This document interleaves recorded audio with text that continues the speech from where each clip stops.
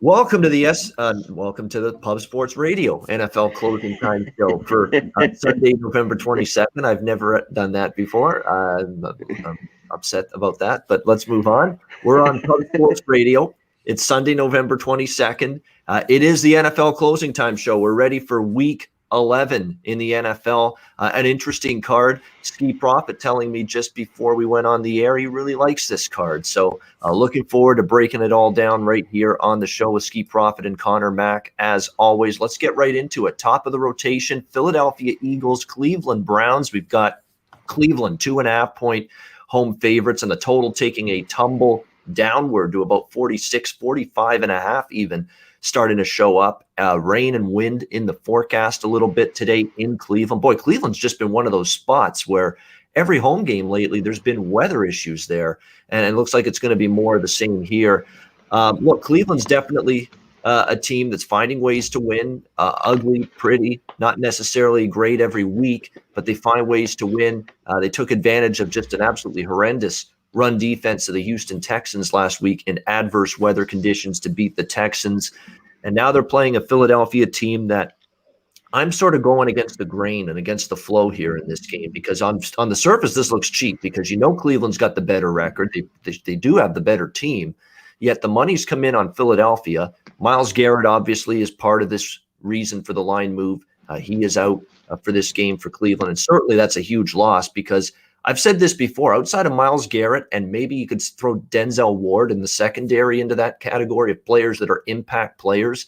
I don't see a whole lot of other impact players and playmakers on this defense aside from those two guys. I don't think Cleveland is a great defensive team by any stretch.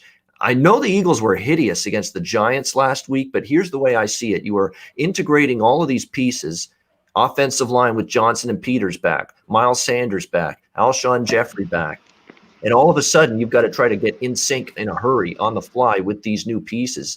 So you were expecting them to be better, and they just looked like there was nothing cohesive going on.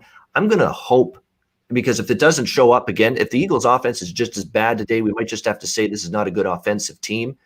But I'm going to hope that one full week of practice now, one more time with all of these parts back in the fold for the Eagles is going to help them offensively going into this game here today. So it's just, to me, one of those classic situations. Nobody's going to want to back in the NFL that sometimes works out.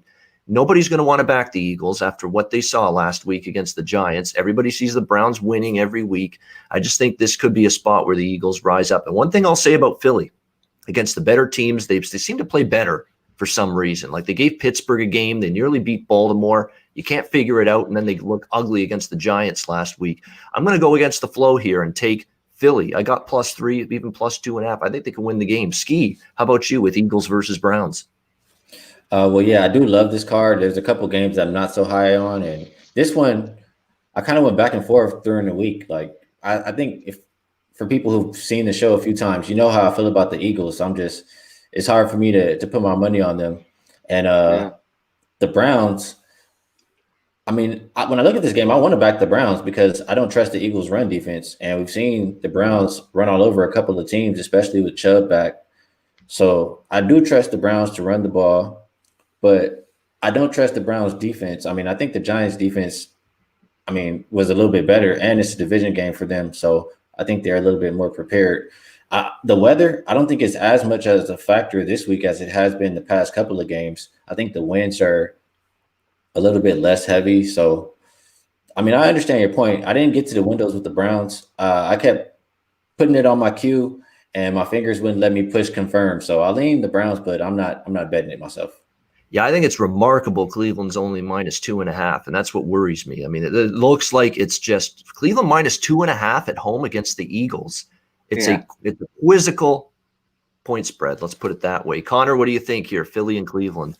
Yeah, I didn't make a move because it's 2.5. Even if at 3.5, I kind of like the Eagles when it first came out, but I thought 3.5 wasn't enough. I wanted a little more. I'm on the under on this game, under 47. I think both teams run the ball. The Eagles have a hard time scoring lately. I don't trust Wentz. And Cleveland's just going to run it. The weather is better. But I think it still was kind of too many points. So I'm on the under here. And I think there were some key stats. I didn't want to get it at 2.5, but like I don't know, the last 20 years, the Eagles and Browns played 8 times. Browns haven't beat the Eagles, a bunch of stuff like that. So I'm on the Eagles at just down at 2.5. I don't want it. It's too low. You know, I mean, I'd be on that side. I'd lean with them. Just take a money line or grab the 2.5.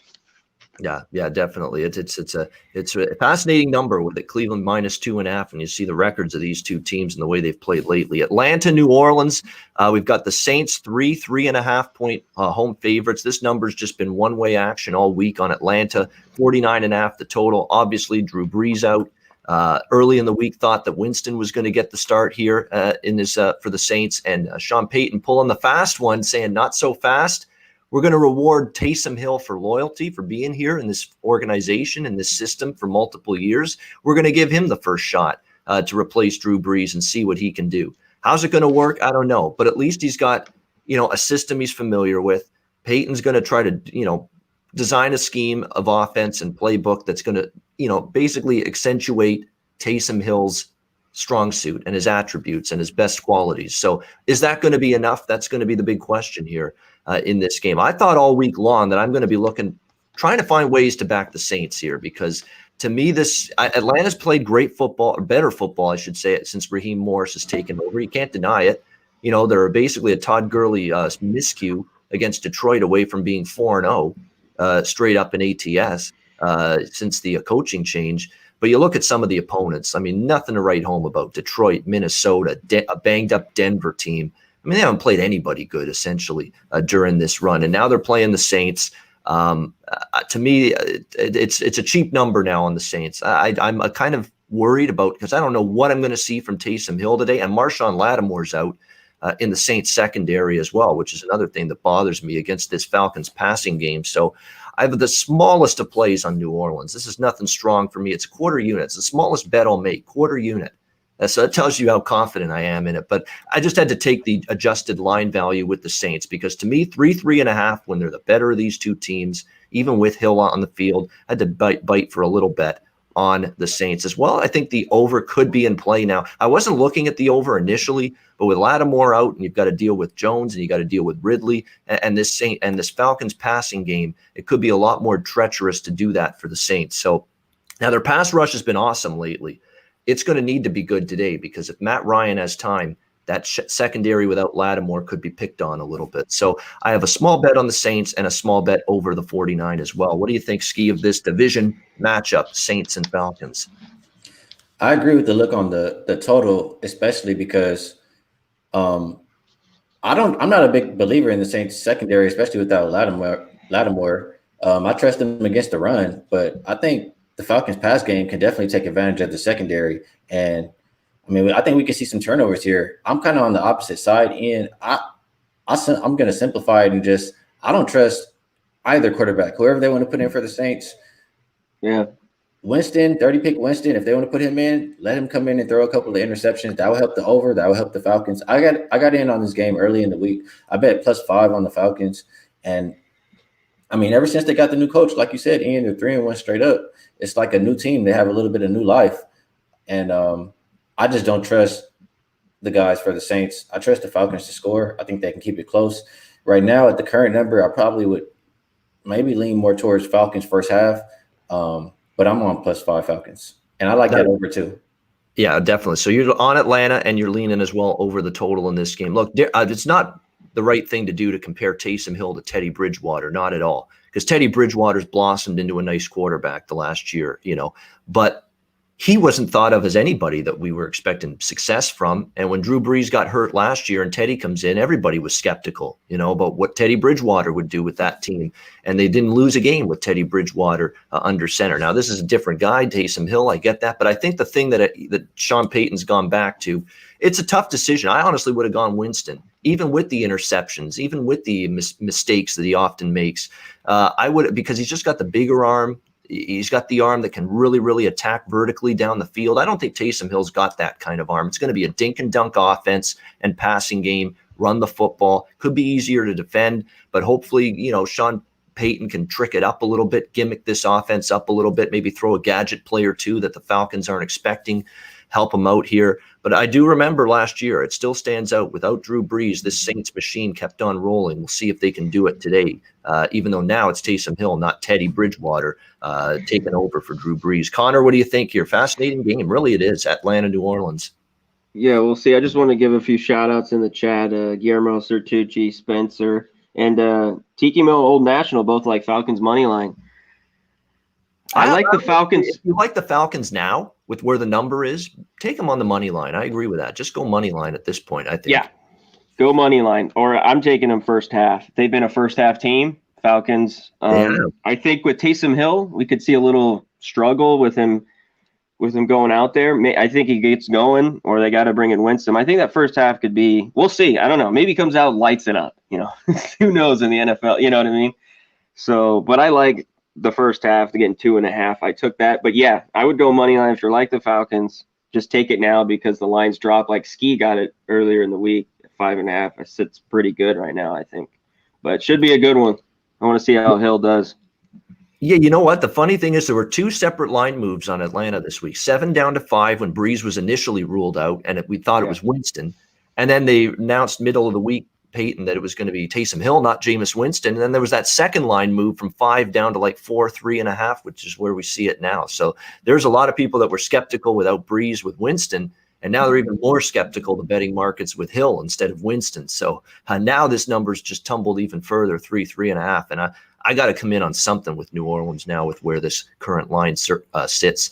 Let's go now next game to Detroit and Carolina. Detroit here -3 on the road, 47 the total here in this game. Obviously, it's been a disappointing run here for the Carolina Panthers. Carolina was really looking upward, and they were at 500 actually a few weeks ago, but season's kind of fallen apart for them. Defense has been the issue. I mean, that was a despicable performance on that side of the ball against Tampa Bay last week. Just absolutely brutal. Now the question, and PJ Walker, we know, taking over as the starting quarterback here for Carolina. I liked what I saw to him in the Alliance Football League and the XFL. Here's the problem, though. This ain't the XFL. This ain't the Alliance League anymore. This is the NFL. And so it's going to be a good test for him. Is he ready for it? His first NFL start since rejoining the league. Because I've never looked at PJ Walker as a guy that has success in the NFL, because Temple, when he was playing in college, he was never a quarterback that really got better.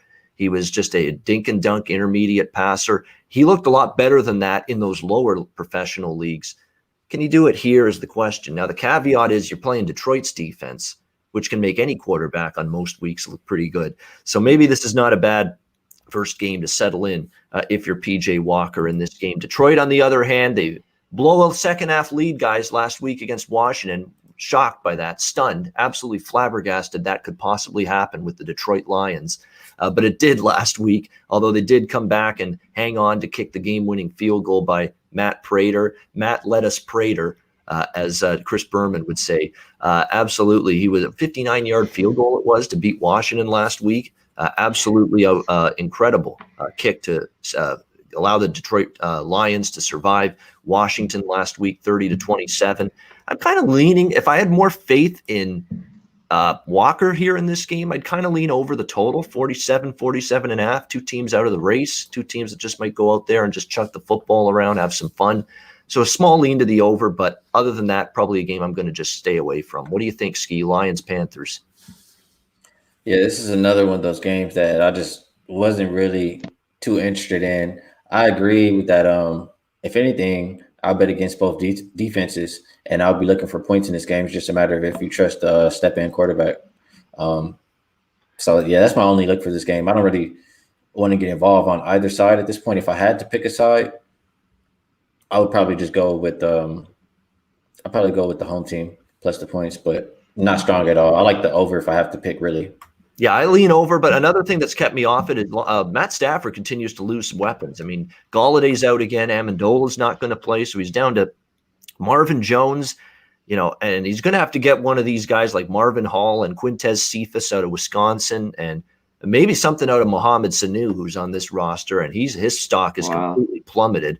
You can't even notice this guy on the field these days. Does he even get a ton of reps and a ton of snaps anymore? I mean, what a fall from Atlanta just a few years ago. In New England, he did nothing. They cut him, and now here he is in Detroit. Quite the fall from grace for Mohamed Sanu's career. Connor, what do you like here? Detroit, Carolina.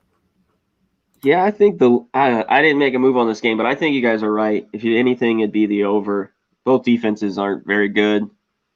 Even I think Stafford gets his, but there's no way. I had the Lions last week, and it was horrifying.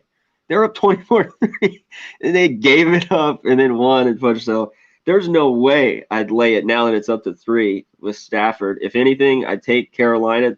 This maybe could go to 3.5. I doubt it, but and look towards the over. Hopefully Walker can. I think he could get some stuff done today to get where both teams will be in the high 20s. So I'd lean on the over as well. Yeah, he very well could. You're not playing the Rams defense. You're not playing the Bears defense. You're playing Detroit. So to me, there's a door open here for P.J. Walker maybe to make some plays. And he's got the athleticism. He's a dual threat. So that should help him as well. New England and Houston, Patriots taking money, 2.5 on the road, 49 the total, which has been bumped up a bit. I'm going to defer to you two guys with this game because I'll tell you what, I'm not trusting Houston to beat anybody right now. In this kind of price range where they've almost got to win the game to cover. But I don't really feel enamored as much as some other people I've talked to about laying points on the road with the Patriots here. Off a fraudulent win against Baltimore that was played in a tsunami last Sunday night. And it was just one of those games where Baltimore made a ton of mistakes. Baltimore was also losing key players on both sides of the ball to injury throughout that game last week. And, I don't want to completely crap on the win for New England, but, I've got to see more than that. It was a weather-induced game. Baltimore's mangled with injuries now. And let's not forget, they barely beat the hapless New York Jets just before that win against Baltimore, New England. So I've got question marks about them. These are just two teams I don't trust, 2 teams I'd rather bet against. They're playing each other. We don't need to bet it. So it's a pass for me. Skee, what are you doing here with New England versus Houston? I'll ask you this question really quick. Which defense do you trust more? Do you trust the Ravens missing those 2 players, or do you trust the Houston team that you get today? No, I would trust the Ravens still. I'll say this about New England, though. Here's the thing that concerns me with Houston's defense going into today. With New England's defense, I should say, they didn't get a lick of pass rush on Flacco that Monday night game. If they do that against Watson today, no pass rush, he can burn them. And that's the thing that's holding me back here from really loving the Patriots. But what do you think about this game? It's interesting to see how it'll go. I understand that train of thought, but I'm looking at it plain and simple. The Houston defense is terrible, and what the Patriots want to do is run the ball, and that's where you kill the Texans. They're allowing 5.2 yards per carry. They've allowed 200 plus rushing games for their opponent 3 times this year. I don't think it matters if their weather is there or not. I think the Patriots run all over the Texans regardless. And I don't think that Houston can take advantage of New England's weakness, because I think the weakness for their defense is you want to run on them as well. So Houston, I don't trust them to do that. Yes, they can take some shots down the field, but I'll trust the Patriots defending the pass more than defending the run. And we've seen Cam Newton now 2 weeks, and I'm a guy who I'll get on Cam Newton in a second.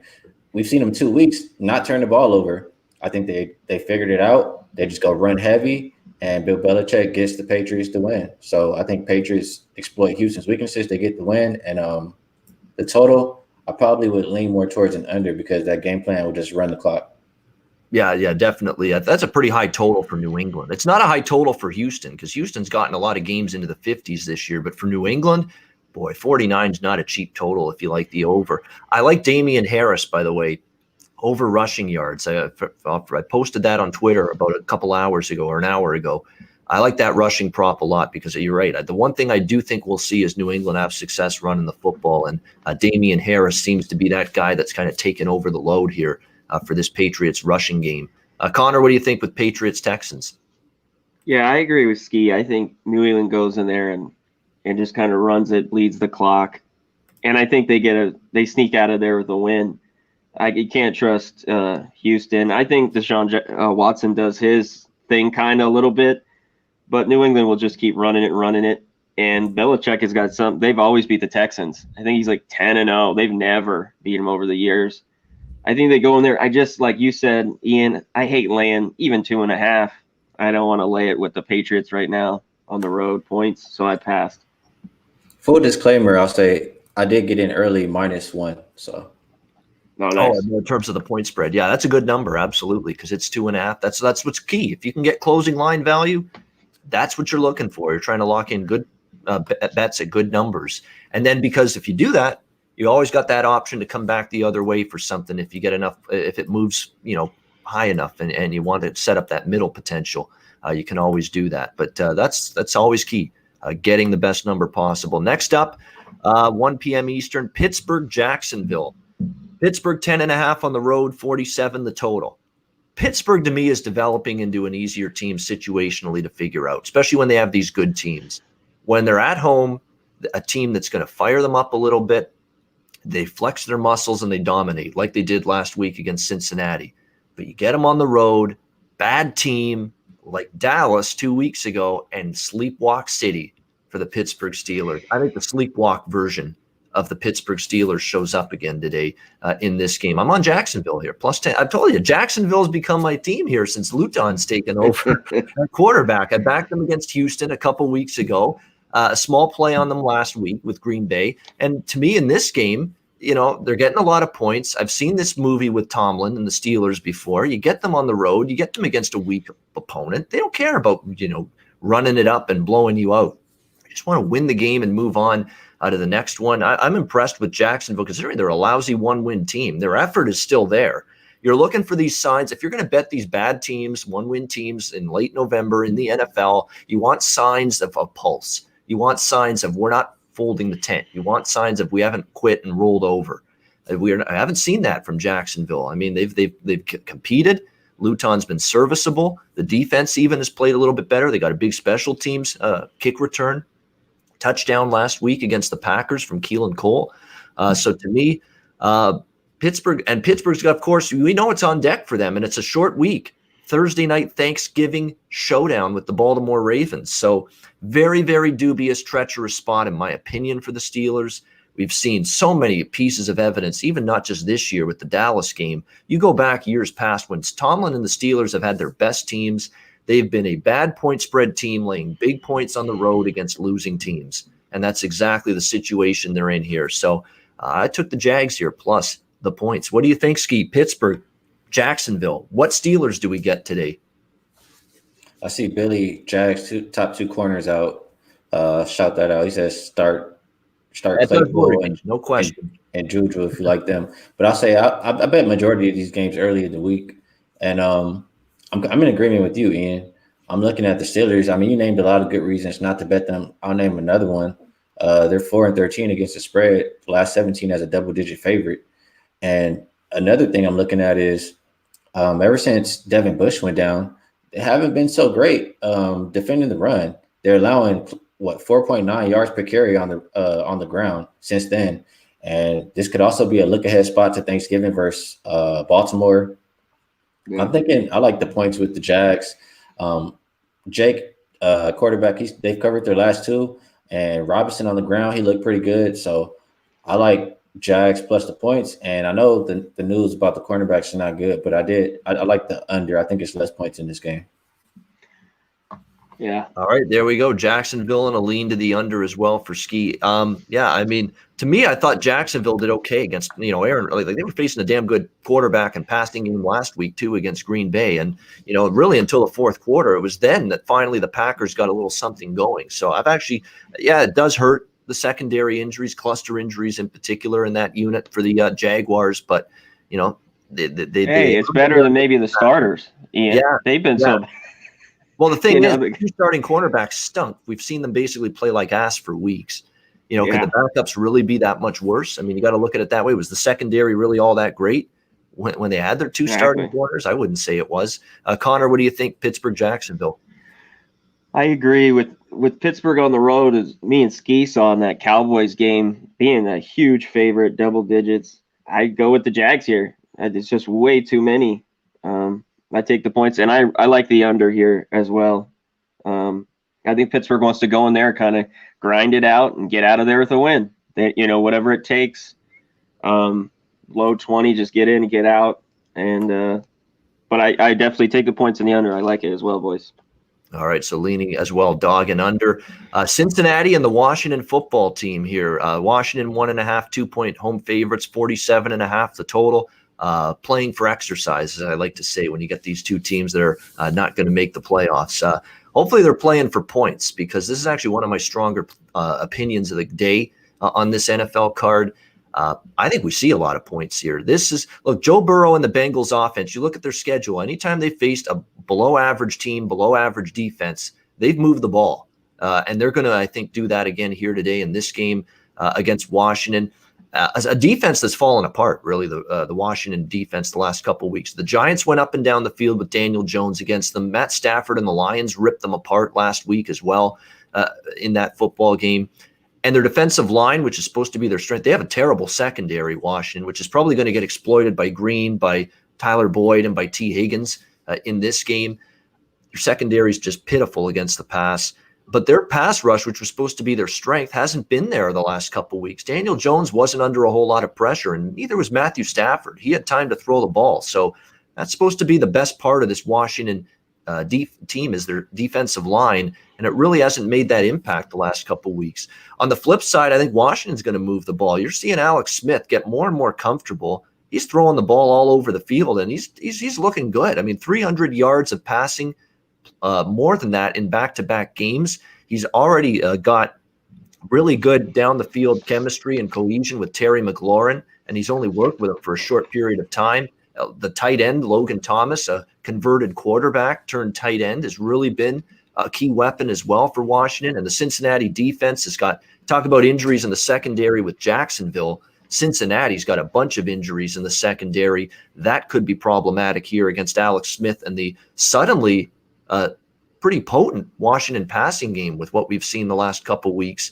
He has had some interceptions, Alex Smith, but I think he can cut down on those here today against Cincinnati. Cincinnati's not forcing a ton of turnovers. So weather in this game, even though it's outdoors in Washington, is pretty good for a late November day. I like there to be points. So 47 to me, especially with Cincinnati's pretty low. You look at most of Cincinnati's games, they're getting high 40s, 50s in terms of total points. I think we see more of the same here. I like the over with the Bengals and Washington. Skee, did you get involved in this game?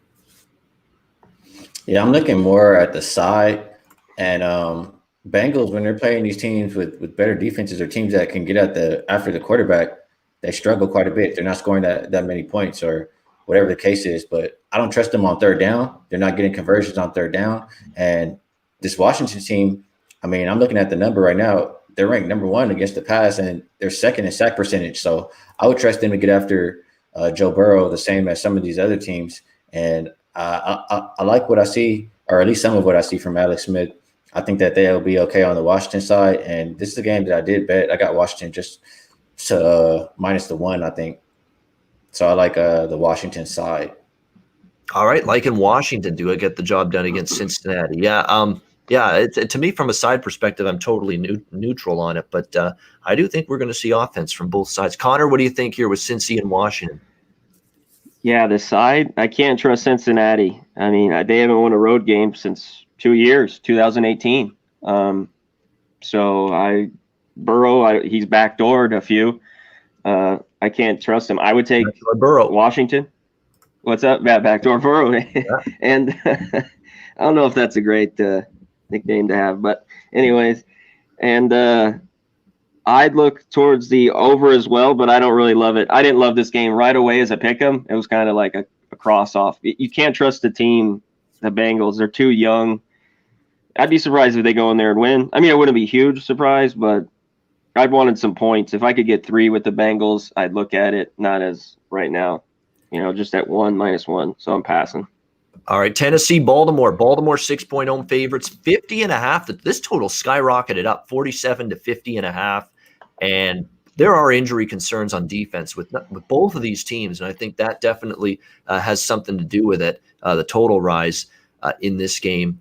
To me, Lamar Jackson and the Ravens, I need to see him have success throwing the ball. We know he can run. We know Baltimore can run the football. I need to see him throw the ball here because the Titans secondary is just hideous. It's absolutely pathetic. And I'm so pissed off at what I saw from the Titans last week against Indianapolis. I'm still mad about that performance and special teams breakdowns, allowing a block punt return for a touchdown. Just an absolutely brutal second half that turned a close game into a rout for the Colts. Not very good, in my opinion, from the Titans. They're banged up. Baltimore's banged up. It's so difficult to trust either of these two teams from a side perspective. I guess because I think both teams are teams I have questions about right now. I would just say if you have to bet a side here, take the points with Tennessee, although I can't say I'm overly confident on that with what I've seen from the Titans. They have, other than a win against Chicago, lost to Pittsburgh, lost to Cincinnati, bad second half against the Colts. They've got issues right now, but Baltimore's a mash unit. You talk about the left tackle being out. You talk about multiple key impact players on defense being out, on the defensive line and the secondary.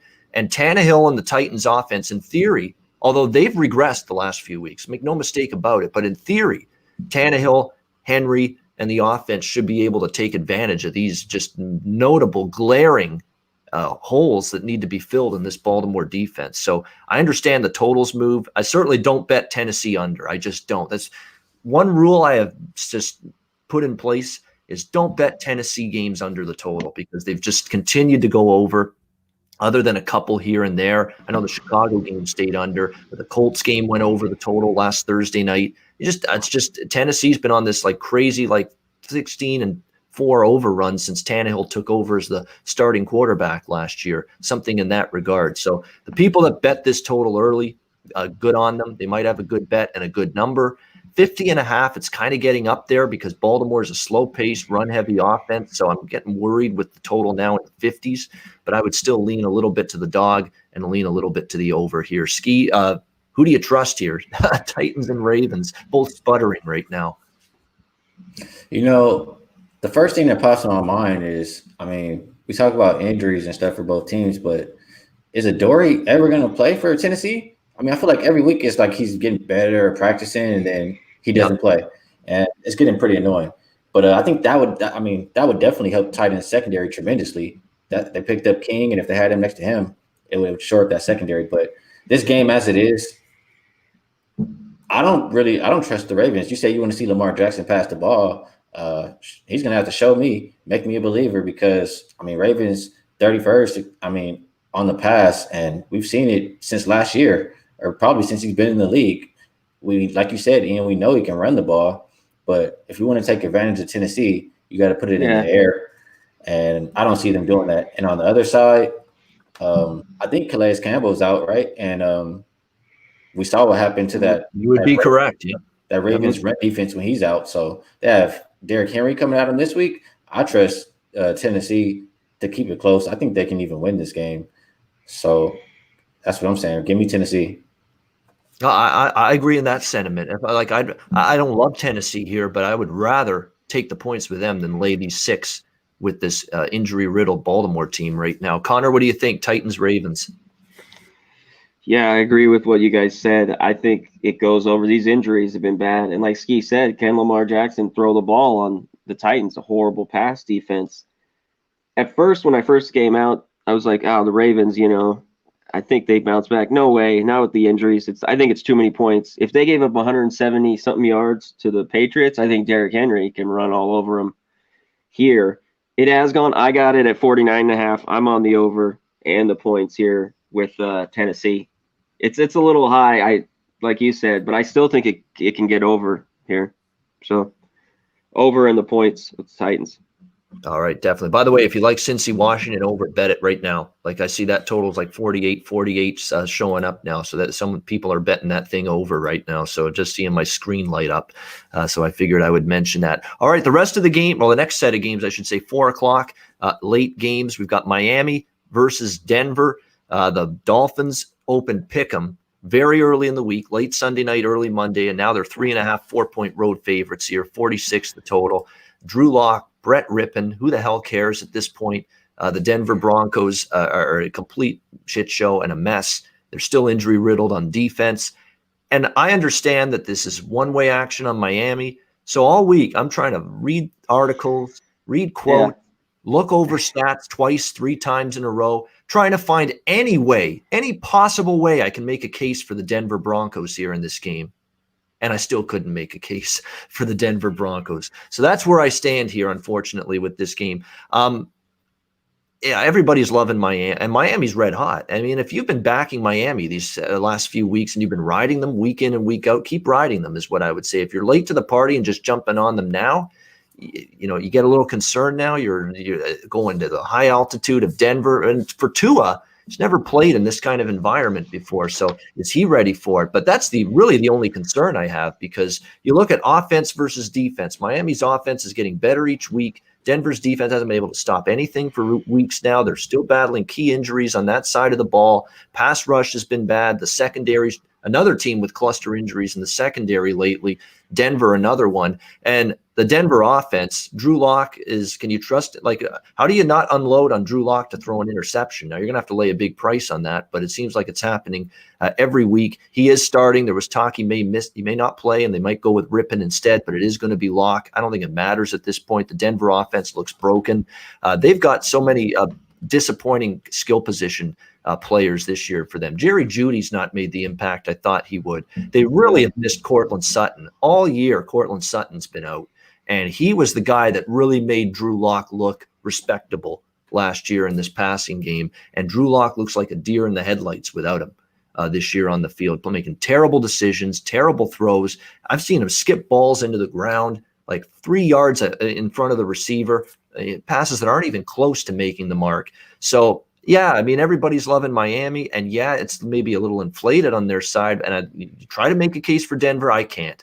I still went ahead and laid the 3.5 here with Miami. I got a bad number. It's a smaller play because I didn't get it early, but Denver looks like this is things just falling apart for them. And I don't trust them at all to beat a team that's firing on all cylinders right now, playing good football. And for Miami, I know you say letdown. Well, you've been banking on a letdown for weeks with this team. They haven't shown it, and they're in a race for the division title. They can still track Buffalo down for first in the AFC East. I don't see letdown when you've got so much to play for. So I think Miami does get the win, probably gets the cover as well. Skee, what do you like here, Dolphins and Broncos?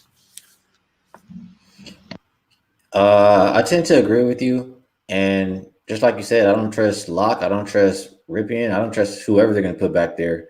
The Broncos, they're bottom 10 in scoring. They're averaging like 20, 21 points. And Dolphins, they're averaging 30 points on the road.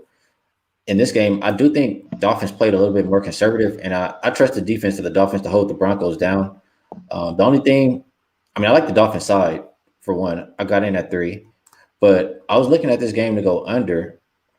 I see it moving against me, but I trust the Dolphins defense to step up and hold the Broncos down. I think the only way it gets over is if we see a defensive touchdown, and it's possible with Drew Lock or whoever throwing interceptions. So I like the Dolphins and I like the under. Yeah, I was on Miami over the total last week against the Chargers, but that was more Chargers just being over machines. That's number one. And number two, it takes 2 to tango. You can dance, but you need a dance partner. The Chargers were a willing offensive dance partner with the Miami Dolphins last week. Is Denver going to be a willing dance partner offensively in this game? I'm not so sure with what I've seen out of Locke in this Broncos offense in recent weeks. So that's why I have no interest in this game over the total here. Connor, what do you think? Miami, Denver. Yeah, this is one that just started as a pick. It screamed in my face. I think the Dolphins should be 6-point favorites. That's why I'm like, what does Vegas know? Why is this number, the line, kind of so low? It had me, thinking a lot. And like you said, Ian, I looked at a lot of stuff, went over it a lot. I couldn't make a case for the Broncos. Yeah, Tua hasn't played in altitude or in the cold and all this, stuff that's maybe, but I still had to lay it, and I got it at 3.5 as well, and it's mostly 4s right now. I'd still take a shot with them. If Denver, if I got over a touchdown with Denver, I'd look at them here in this spot. If I was getting 7, maybe I'd look at Drew Lock in the Broncos, but no way. We'll go with the Dolphins. I got to take them as well. The short number here. All right, liking Miami as well. We move on now to the Jets and the LA Chargers. Wow. Someone's got to win this game. Chargers 9.5, 10-point home favorites, 47.5 the total. Oh, man. I don't want to. I don't want to bet the Jets. I don't, but I might have to if this goes to 10.5, because we're talking about a Chargers team that just found ways to lose games. They've now got to not only find ways to win a game, they got to win a game by double digits. I mean, that's the insanity of where this point spread is right now for the LA Chargers, 9.5, 10-point favorites. This defense is pathetic. And I can't believe I'm saying that about the LA Chargers defense, because last year, this was a really good defense. 2 years ago, it was. And this year, what team hasn't gone up and down the field like a hot knife through butter against the Chargers the last few weeks? Las Vegas, hell, Denver. This Denver team that we're ripping to shreds a minute ago, what they did to this Chargers defense, it was probably the best Drew Lock's played all year. That second half comeback win. Miami, no problem for Tua.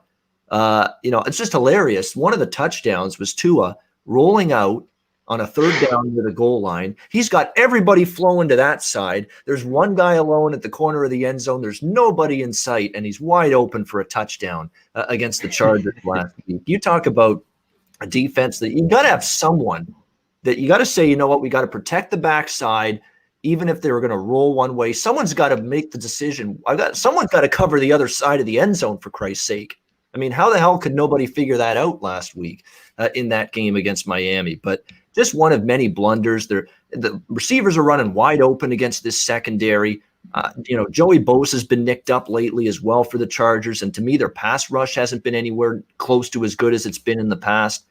And here's what worries me for the Chargers, particularly with their lack of pass rush. Joe Flacco, you can rag on the guy all you want, that he's a statue in the pocket. He can't move. He's obviously old and his best days are behind him. But against New England on Monday Night Football a couple weeks ago, New England didn't get any pass rush on him. New England's, the secondary was poor in that game, and Joe Flacco picked them apart. Why can't he have success today? If there's going to be very little pass rush, if the secondary can't be trusted. Let's keep in mind the Jets finally have all their weapons back. Rashad Perriman, Jamison Crowder, Denzel Mims, they're all healthy now. And it looks like the Jets might be somewhat capable offensively if we can trust Adam Gase not to screw it up with bad coaching and bad play calling. So I'm leaning Jets, but you know where I'm going. And I sent this play out to my subscribers. I said the same thing. You know the drill by now. And I'm going to say it right now as well. You know the drill by now. 6 straight overs for the LA Chargers. That's where I'm going here, over 47.5. I actually got a 46, a full disclosure. So it's and the number's gone up a little bit, but I agree with it. Jets should move the ball here, but the Chargers will as well. As long as Justin Herbert and the offense isn't hanging their heads after all these tough losses, they should pick apart the Jets defense for sure, because every team has Herbert, Henry, Keenan Allen and company. They should have a big day as well. So we're going to keep riding this Chargers over train one more time here against the Jets. Ski, what do you like with Jets Chargers? Well, the thing that stood out the most to me about what you said, Ian, was the first sentence, I think. Somebody has to win this game. And you have a 10-point spread. I mean, I don't think it's rocket science. Chargers, I mean, if you can't get a stop on defense, how do you expect to win games at all, or especially by margin? As far as the defense, we've talked about it quite a bit, but why they've not been so good is because they're always so hurt. And, I mean, that's still the case. I've said before, I trust the Chargers to score on anybody, and I trust anybody to score on the Chargers. So I'm with you, Ian. I'm on the over, and I'm not going to hesitate. You give me close to double digits or whatever with against the Chargers, the team who can't get a stop. My team, I'm going to take it. I'm not hesitating. I think the Jets can win outright. I think this is a game where, honestly, Jets can win and Anthony Lynn gets fired. So Jets in the over for me. Yeah, I'm very tempted by that. I haven't bet the Jets yet, but I'm starting to see at a couple spots. I'm seeing 10 at Bookmaker, at Pinnacle, and at Bet Online. It has hit 10. I'm going to put something in pocket on this Jets. And I said I would never bet the Jets, and I haven't bet the Jets one single time this season. I might break that rule today with Jets plus 10, although my stronger stance is the over in this game for sure. Connor, what do you think, Jets Chargers? Well, I have bet the Jets, so you haven't been missing out. Week 1, I think, and maybe week 2. So, but I'm taking them here. I got to take 10. The Chargers, I think they score like you guys said. I think they get points. Chargers defense isn't great. It's too many. It's way too many. This Chargers team, can't win. And you're going to tell me they're going to lay 10? I think the Jets ultimately lose. Well, I don't know. Maybe the Chargers blow it. That'd be the ultimate, like Skee said. He would be fired. If the Jets go in there and they win, he'd be canned. Anthony Lynn be gone, I think. Because the Jets want to lose at the end. Like they pulled to the Patriots. You know what I mean? They pulled that kind of 12th man on the field and all that. All of a sudden, Flacco just throws a pick out of nowhere right to the safety. It's kind of like, we played good. Now let's just can it and get it over with. So, yeah, I like the over as well. So I like the points and the over here. All right, liking Jets and the over as well. If I get Joe Flacco, now the problem is we don't know if we'll get Joe Flacco 2 weeks ago on Monday Night Football, but if we get that New England Patriots Monday Night Football, Joe Flacco, who was lighting it up, like his passing was right on target, on point, and no pass rush. He had time and he was lighting it up, finding his receivers. If we get that Flacco today, this game's going to fly over the total, and the Jets are probably going to be right in this game from start to finish. Next up at 4 o'clock, Dallas, Minnesota. We've got the Vikings 7.5 home favorites, 50.5 the total. So everybody's loving Dallas off a bye, apparently, because the numbers come down here with Dallas off a bye. Andy Dalton back. Well, Andy Dalton's 2 starts, they got blown out by Arizona and they got blown out by Washington, and that was the game he got hurt. That's the body of work for Andy Dalton with Dallas here. I'm interested now at -7 with Minnesota here. In this game, even though it's not the greatest of spots for them. It is a short week after playing Monday night against Chicago. I understand that. But this team's confident. They've got their swagger back. They're talking the talk. I think it's going to be tough for them maybe to get back into the playoff mix, but they're talking like they're going to give it a shot, and they're going to try to keep winning these games. But ever since the bye week, which appeared to be a great reset for the Vikings, they've looked like a different team. They beat Green Bay as big underdogs at Lambeau. They follow that up with a very convincing win against Detroit, and then they dominate Chicago. Chicago's fortunate that game was even as close as it was. They got the kick return touchdown. They did nothing on offense on Monday night. Minnesota's getting their swag back. I don't trust this Dallas defense here against Cook in the running game, against even Cousins. Cousins had a good game.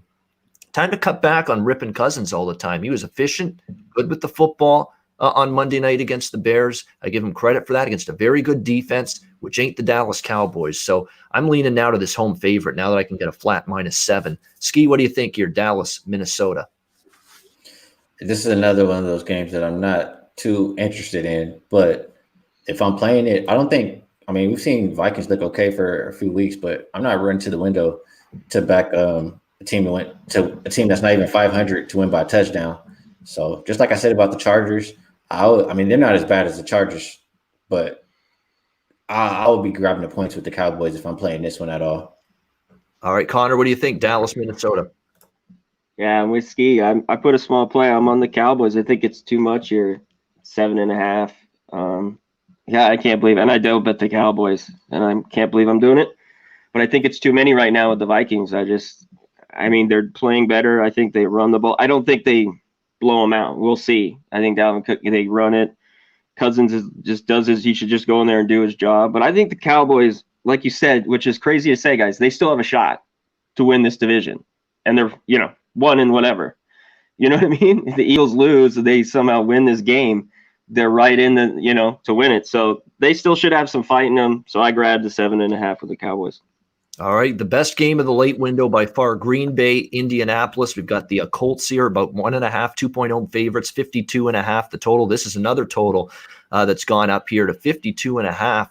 I took Green Bay here. I did. I'm going to be a stickler for maybe trying to go against the Colts one more time in this game. I just think that when you get Rivers versus Rodgers, you got Rodgers in the passing game, and you look at the secondary numbers for the Colts. They're pretty stout against the run. They have been this year. The secondary can be a little bit susceptible, and they haven't faced the kind of passing game and quarterback play. Like they faced some decent quarterbacks at times, but a lot of their early schedule was weaker offenses.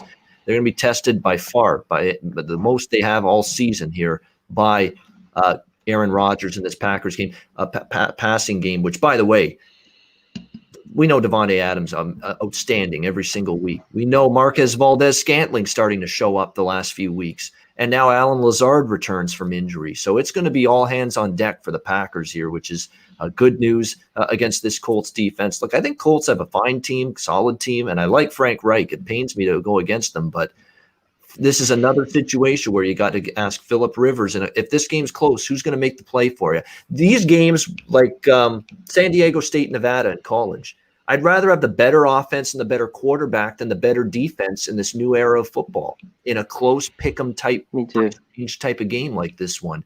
And that's my thought process here. So I like Green Bay here to pull out. It'll be close. It'll be a competitive, pretty good game, I'm sure. But I think Green Bay can pull it out. Skee, what do you like here? Packers versus Colts. Yeah, I tend to agree with you, Ian. I'm looking at this Colts team, and I'm not really impressed by the way they beat the Titans. I mean, I think special teams helped them, if anything. Yeah. So, and besides that, I don't really think they've beaten too many good teams. So the defense looks good versus whatever teams. And I think the Packers offense is really good. It's going to be probably the best offense that they face. And I think Rodgers and Adams, give me them over the Colts defense 7 days a week for me. And if the Packers get out to a lead, I don't necessarily trust Phillip Rivers to get me back in the game. So Packers 12-0 against the spread after a previous against the spread loss. I trust their offense. I trust Rodgers and Adams. So give me the Packers. I got them plus 2.5, but I think they can win the game outright. The one thing I like that the Packers have going for them, Skee, you mentioned that 12-0 ATS off an ATS loss. And usually if you have an ATS loss, you don't play great. And Green Bay wasn't happy with their performance and their execution against Jacksonville, and they were vocal about it coming out of that game. So they might be looking to clean it up going into this big one versus the Colts. Connor, Green Bay, Indy. Yeah, you guys nailed it. I think Lazard's back today. I think he's playing. No, he I is. think Rodgers, is he in? Is he suited? Yeah, okay. They play good on the turf and the dome. Like Ian said, I want the better quarterback here. Not that I wanted to take the Colts. A lot of people are on them. I think they have a solid defense. I think they're a solid team. And I'm going to ruin my guy, Mark, here in the chat. He's an Indy guy. But I got to fade Phillip Rivers. I just got to take the better QB here. I want Aaron Rodgers with the rock. Give me the Packers money line right here. All right, liking Green Bay as well. Sunday Night Football. This should be a good one. Division rivalry. The only team to beat the defending Super Bowl champion Kansas City Chiefs this season are the Las Vegas Raiders, and they'll look to do it again, hosting Kansas City. Kansas City, 7-point road favorites, 56 the total. I'm not going to rhyme off the trends because if you watch this show, there's a good chance you watch a lot of sports betting content throughout the course of the week. You know the Andy Reid off of buy trends. You know the Andy Reid in a division game off trends. You know all of those already. All the key trends point to Kansas City in this game. You hear the Chiefs talking about the fact the Raiders are the only team to beat them, and that they were riding around in that bus after the game win at Arrowhead Stadium last week or earlier this season, and they didn't forget that. So Kansas City's bringing their A game and come into play here in this game. I'm not going against Kansas City here. I actually did, in fact, bet KC 6.5. It's 7.5, and 8 in most places. So make sure you shop around because there's 7, there's 7.5, and there's 8 out there right now with the Chiefs. So it's very important, if you like the Chiefs, make sure you try to get involved with them at the best optimal number possible. I think that the one of the best quotes from any coach that I saw earlier this week that stands out like a sore thumb was from Las Vegas Raiders defensive coordinator Paul Guenther. We know COVID-19 issues with the team. We don't even know how many of these players on defense are actually going to suit up and play. But there were 10 players on defense missing from practice throughout the course of the week on that COVID-19 reserve list. Paul Guenther, the DC, this is what he had to say about having those players missing at practice and getting ready for the explosive offense that is Kansas City. I don't know how we can beat these guys with a full lineup and full practice, let alone 3/4 of your lineup not here all week. That's not the kind of quote you're my defensive coordinator going into this game. Yeah, look, it's a large number. I respect the hell out of what Las Vegas is doing. They're 6-3. They've played good football. It's been a comeback season for Derek Carr and this offense, but not here. No, I don't want Las Vegas here. It's KC or nothing. Skee, what do you like here, KC, Las Vegas? I'm not going to be I'm not even gonna lie about it. I'm a Raider hater. I hate the Raiders. Hating on the Raiders, eh? You got to keep it on the And I'll down tell low you though that- now because you're living in Las Vegas. Nobody wants to hear that in that town. Yeah, I know. See. They had me Raiders bottle openers, and I frown. But anyway, looking at there's 6-3. I can't. But they have a negative point differential, and I'm like, how are they winning these games? I think they win these games because they feast on turnovers. They take advantage of when other teams are careless with the ball. And Kansas City is a team that's not going to turn the ball over. So it's tough for me to see them winning this game. Maybe they did. You know what? I should have done. Saw how many turnovers they had in that Week 5 game, but we saw the Raiders run all over the field, and they had a week to think about this off a bye. I just trust the best team, I think, in football, which is the Kansas City Chiefs. I got 6.5 with you, Ian. And, I mean, if the Raiders come on, throw the first punch, maybe they can keep it close. They can take advantage of Kansas City's run defense for sure. That's how I see them scoring. I don't see them doing it through the air. And I see the Chiefs just maybe putting up 40 points on them this week. So I like the over as well. I like Kansas City's team total over a lot too. And I bet that as well once I read that Paul Gunther defensive coordinator quote. He's basically telling you, he's saying it in point blank there. I don't trust our defense fully healthy with a full practice to stop these guys. It's tough enough. With maybe some of our defensive starters missing in this game, we have no shot in hell of stopping these guys. That's kind of read between the lines. That's basically what he's saying. So could be trouble for the Raiders defense tonight. Connor, what do you think here? KC, Las Vegas. Yeah, I think there'll be trouble tonight. I think everyone's going to play. They all, like you said, they missed practice, but I think most of the starters are in that I checked up on for the Raiders. But I don't know if it helps them here.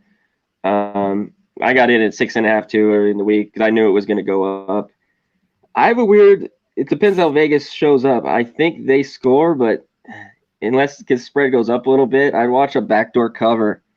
Maybe by the Raiders. I mean, the Chiefs are going to be pissed. The Raiders played their best, most complete game in Arrowhead. You know what I mean? And the whole victory lap, I'm sure the Chiefs, and they've been on an unreal against the spread streak, all year. I mean, they didn't against Carolina. But I think they get it here. They're just, Mahomes will light it up. I got to go with the Chiefs. Yeah, I mean, they're talking the talk like we really want to beat these guys, and Las Vegas with the defensive concerns. So it makes sense that there's signs pointing toward Kansas City. We're going to break down Monday Night Football briefly in a second. Before that, because the 1:00 games are just about to start, best bets, we'll do that now so we can throw out a 1:00 early game if your best bet is an early game. Skee, we'll start with you. Best bet.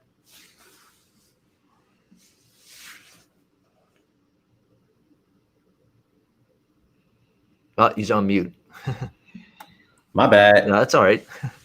I don't want to take yours, Ian. I think I know what yours is, so I'll go with the Titans. I think the Titans can win this game. All right, Titans +6. Best bet. Connor, best bet. You can pick any game. That's why we're doing it now. Yeah. I don't really love the morning games as a best bet. You know what I'm going to go with? I was going to take the Packers, but I'm going to take the Jets. And again, if I get 10 +10, the Jets in the afternoon. Yeah. All right. Jets +10. I think every best bet for me the last few weeks has been Chargers over. I'm changing it this week. We're not doing Chargers over this week. We're going to do something different. It's one of my best bets. That's a good plays overall. I like the over. I'm going to do something else here. I'm going to go Green Bay. Green Bay Packers here +2 against Indianapolis. I think they get the win. And I like Aaron Rodgers over Rivers.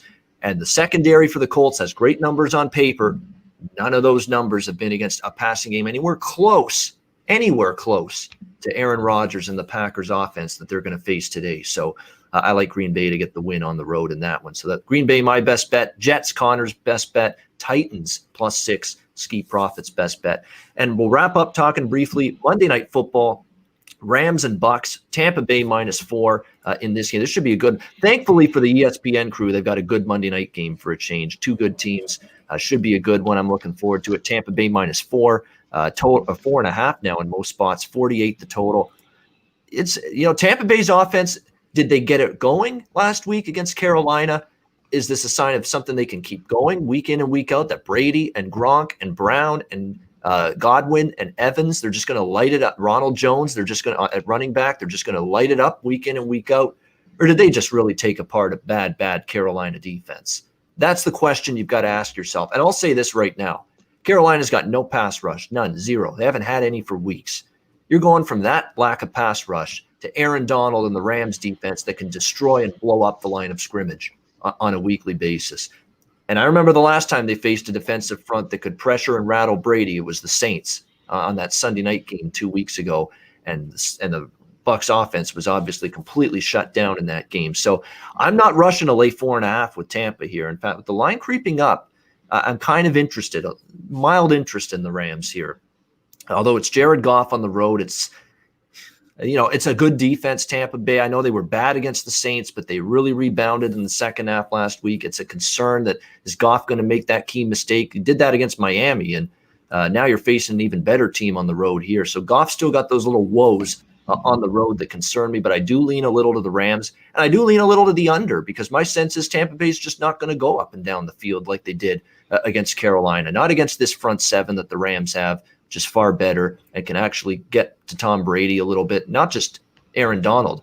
Malcolm Floyd's been a huge presence on that Rams defense as well in recent weeks. So I lean to the dog and I lean to the under in this game. Skee, what's your thoughts? Monday Night Football. Yeah, I talk about a lot of these numbers that I beat. This is a number that went against me, and I was on the Rams early. I got 3.5, and it's crept up now. That was before the Whitworth out news, and I'm not sure that it's worth a full point. I mean, I know if you can get pressure on Goff, he's not great, but we'll see if they can get that pressure. I'm not a real believer in this Buccaneers defense.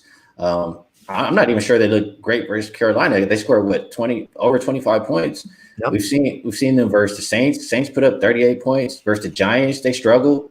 So I don't have that much faith in Buccaneers defense. I do have faith in the Rams getting after Brady. And if Brady's under pressure, he gets uncomfortable and you can take advantage. So I'll still back up what I'm saying. And I think at the current number, like you said, the more it creeps up, the more appealing it gets for the Rams. So give me the Rams or nothing. All right, liking the Rams as well. Connor, what do you think? Rams, Bucks? I got to go with the Rams here. I've waited.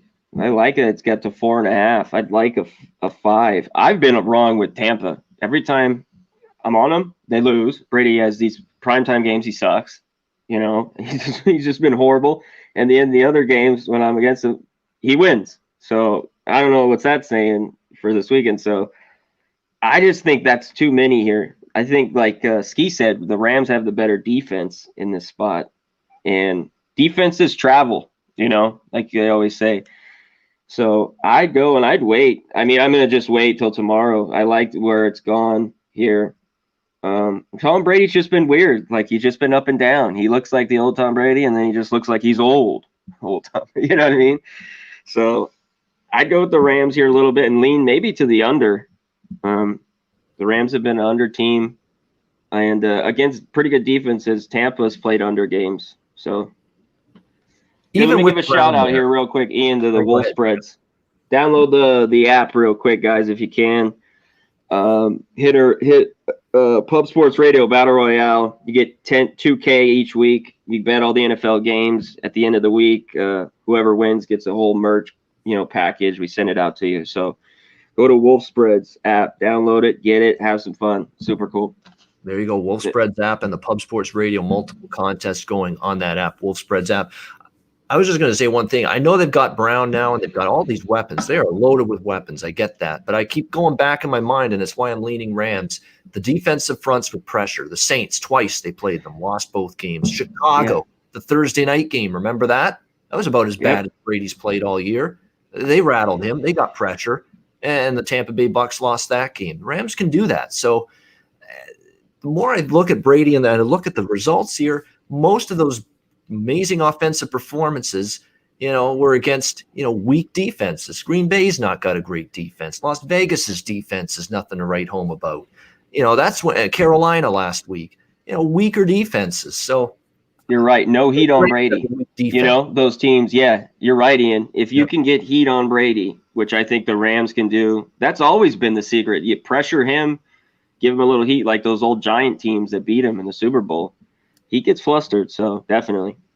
Yeah, I'm definitely leaning underdog with the Rams in that one. All right, that's going to wrap up this edition of the NFL Closing Time Show right here on Pub Sports Radio. Enjoy your NFL Sunday. Enjoy the games. Good luck with all your wagers. Cash some tickets. We'll be back with you next Sunday, noon Eastern, 9 a.m. Pacific, once again for the NFL Closing Time Show right here on Pub Sports Radio. For Skee Profit and Connor Mack, I'm Ian Cameron. Have a great Sunday. We'll see you again next Sunday right here on the NFL Closing